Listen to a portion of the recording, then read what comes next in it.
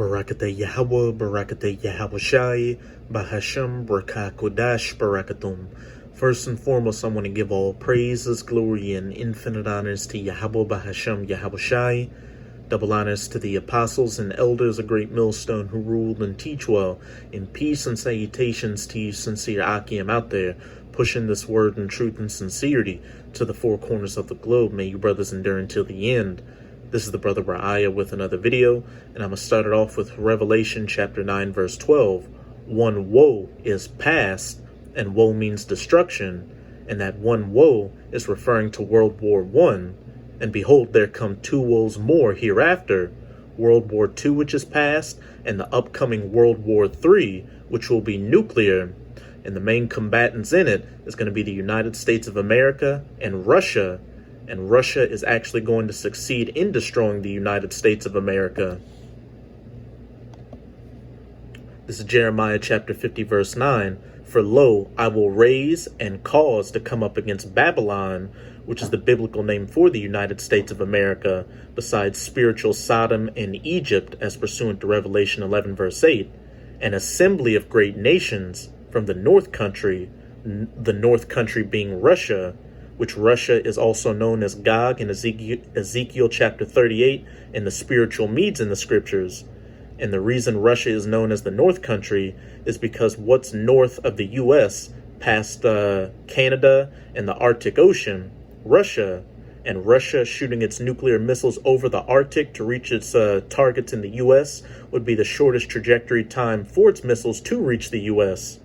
And that assembly of great nations are not only the allies of Russia, such as China, North Korea, and Iran, but also the allies of the U.S., which are going to turn against her in that day and ally themselves with Russia to all together shoot their nuclear missiles onto the United States of America, such as Britain, France, Germany, South Korea, these other NATO nations, etc., etc.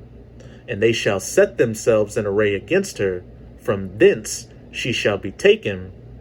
Like I just said, Russia is going to succeed in destroying the United States of America with nuclear missiles, along with all the other nations that are going to ally themselves with Russia.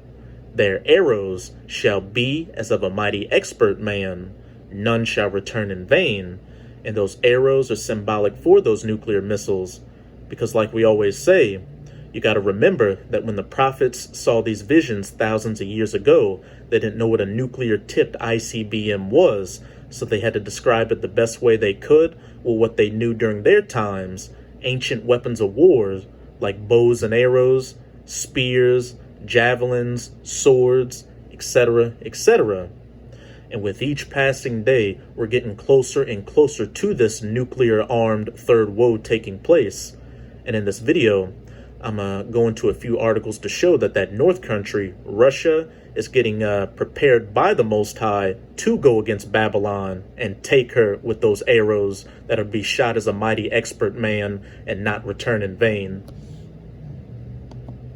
And the first article I'm going to go to is on worldnewsera.com, and the title reads, Russia to exit Open Skies Treaty, escalating military rivalry with the U.S., Babylon the Great, spiritual Sodom, and Egypt. And if you've noticed, over the past couple of years, all these nuclear weapons treaties that were set up to avert nuclear war between the U.S. and Russia have been falling apart. And it's all by design. Again, Yahweh Bahasham Yahweh Shai setting up this third woe where that North Country is going to go against Babylon.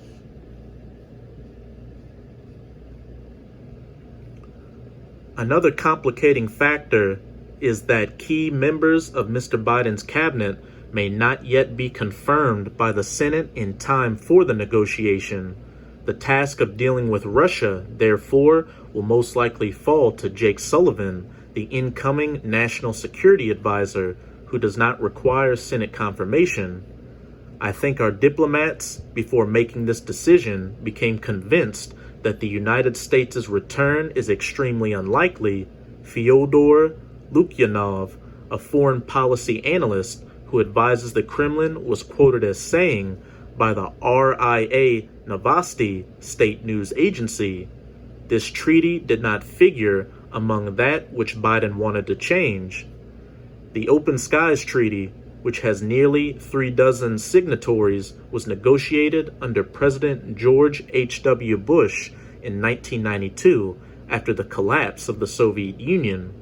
The treaty aimed to prevent military tensions from escalating into war by allowing former Cold War adversaries to fly over each other's territories using planes equipped with sophisticated sensors.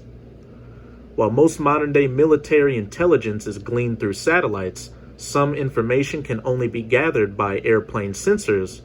Perhaps most important, the treaty, which allowed specially designated American military planes to roam deep into Russian airspace and vice versa, was a symbol of a determination to avoid war.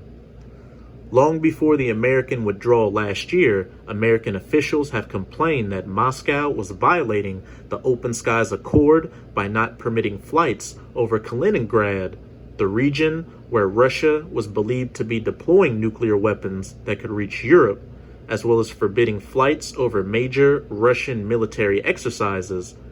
Russia has denied violating the treaty and claimed that the United States had breached it. The Foreign Ministry said on Friday that it was starting the process of withdrawing from the agreement, but had not yet officially notified the other signatories. Russia's withdrawal had been anticipated in recent months, though Russian news reports as recently as this week said that the Kremlin was also considering a softer move, suspending Russia's participation in the treaty rather than departing it altogether, which at the end of the day is all futile. Everything has been set in stone by the Most High to happen. As it says in Isaiah 55 verse 11, so shall my word be that goeth forth out of my mouth.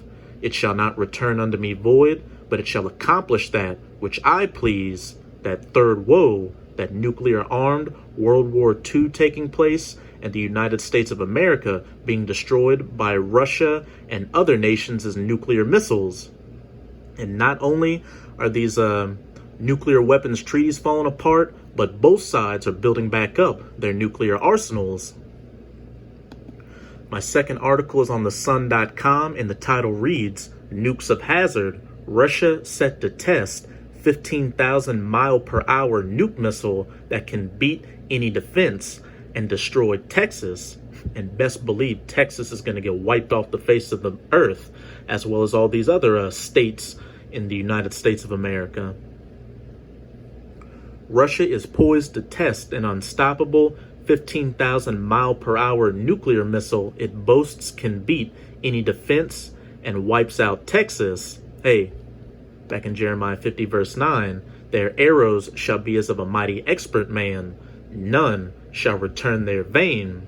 They're going to beat these missile defense systems and hit their targets without a hitch. And not only are these nuclear missiles going to have advanced guidance systems, but also the spirit of the Most High and the angels are going to be on these missiles, guiding them to their targets.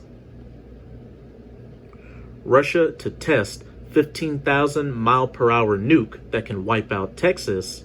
The RS-28 Sarmat is destined to replace the R-36, weighing 200 tons and with a range of 6,200 miles. The Sarmat will carry up to 16 warheads. 16 warheads of utter death and destruction. The Kremlin brags it has a range of around 6,200 miles, can carry 16 warheads, and is able to dodge any missile defense system. Its huge payload is capable of destroying an area the size of the Lone Star State, according to Zvezda, the Russian Defense Ministry's TV channel. The introduction of the long-heralded weapon has been pushed back multiple times amid delays in testing, reports The Times. But Alexei Krivorutko, Russia's deputy defense minister, revealed long-distance launches are now imminent. He said, I will note that ejection tests of the Sarmat missile are completed with positive results. In the near future, we will begin carrying out flight tests of this rocket complex. Krivorutko then chillingly added, by virtue of its capabilities, no defense weapon, even the most advanced can hinder it. The RS-28, which will eventually be stationed in Siberia, was among an array of new weapons unveiled by Vladimir Putin in 2018. Others include the Avant-Garde hypersonic glide vehicle, which the Russian leader said could fly like a meteorite, like a ball of fire. Like I said a little while ago, not only are these nuclear missiles treaties falling apart, but both sides are building back up their nuclear arsenals. The new Sarmat nuke, known in the West as Satan II, a very fitting name for it, is seen as Russia's most powerful nuclear-capable intercontinental ballistic missile. Just one of them contains 8 megatons of TNT equivalent explosive power.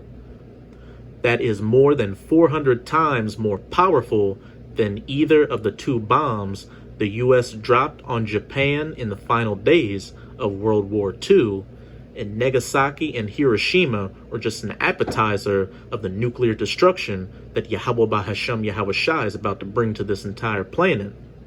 This means they are capable of pulverizing an area the size of England or Texas. Last month, Putin said a new arms race has already begun between the U.S. and Russia, and that his country's new hypersonic missiles are ready for use in combat. That's it with this article. But if you have that spiritual eye salve, you can clearly see that current events are perfectly lining up with the scriptures. And like I've been saying all throughout the video, Russia is going to be the main factor used by Yahweh Bahasham Yahweh Shai to destroy the United States of America. This is Jeremiah 51 verse 11. Make bright the arrows, those nuclear arrows. Gather the shields. Yahweh hath raised up the spirit of the kings of the Medes. And like I said earlier, besides being known as the North Country in the scriptures, Russia is also known as Gog in Ezekiel chapter 38 and the spiritual Medes. So this is speaking of the Russians. For his device is against Babylon, Babylon the Great, the virgin daughter of Babylon, the United States of America, to destroy it by nuclear fire, those hypersonic glide vehicles, and Satan too, because it is the vengeance of Yahweh, the vengeance of his temple. And when these nuclear missiles hit the United States of America, it's going to turn it into the biblical lake of fire from sea to shining sea, and then a desolate, uninhabitable wasteland afterwards. I'm going to close it out in Isaiah chapter 13, verse 17 to 20. Behold, I will stir up the Medes, the spiritual Medes, the Russians, against them, which shall not regard silver, and as for gold, they shall not delight in it. When the time comes for the Most High to put the spirit on the Russians and these other nations to shoot their nuclear missiles onto the U.S., nothing will happen to avert them from launching their nuclear missiles. No nuclear weapons peace treaties, peace bans, peace talks, you name it. And as we saw from that first article, these nuclear weapons treaties that were set up to avert nuclear war are falling apart. Their bows also shall dash the young men to pieces, and those bows are symbolic for the silos and other launch platforms that are going to launch those nuclear missiles, because what do bows shoot? Arrows, and in this instance, nuclear-tipped arrows. And they shall have no pity on the fruit of the womb. Their eyes shall not spare children. And the only ones in the United States of America that are going to be saved from this coming nuclear destruction are going to be the elect of the nation of Israel, the 144,000 and the rest of the righteous 1/3. 2/3 of you Israelites, or so-called Negroes, Latinos, and Native Americans who are hard-headed and refuse to return under your power, and you other heathen nations have no hope. You're just going to be fuel to the fire. And Babylon, the United States of America, the glory of kingdoms, the beauty of the Chaldees' excellency, shall be as when the Most High overthrew Sodom and Gomorrah. And like I said earlier in the video, besides being known as Babylon the Great in the scriptures, the United States of America is also known as spiritual Sodom and Egypt, as pursuant to Revelation 11 verse 8. And how did the Most High overthrow ancient Sodom and Gomorrah for its wickedness? With fire and brimstone from the sky. And he's going to overthrow this modern day Sodom and Gomorrah with modern fire and brimstone from the sky. Nuclear tipped ICBMs, 200 million at that. It shall never be inhabited, neither shall it be dwelt in from generation to generation. Neither shall the Arabian pitch tent there, neither shall the shepherds make their fold there. After those 200 million nuclear missiles hit the United States of America and turn it into the biblical lake of fire from sea to shining sea, when the dust settles, it's going to be nothing more than a desolate, uninhabitable wasteland that's going to stand as a memorial as to what a wicked kingdom looks like and how not to govern the earth, and also what the judgment is for afflicting the apple of the Most High's eye, the true children of Israel, who are the so-called Negroes, Latinos, and Native Americans. So that's it with this video. And with this video, I hope you sincere Akim were edified. Just keep strong and keep pushing this word. We're almost out of this final wicked captivity of the heathens, chiefly of the Edomites. And as always, I'm going to say Abad Babal, Kwam Yasharala, and until next time, Shalom.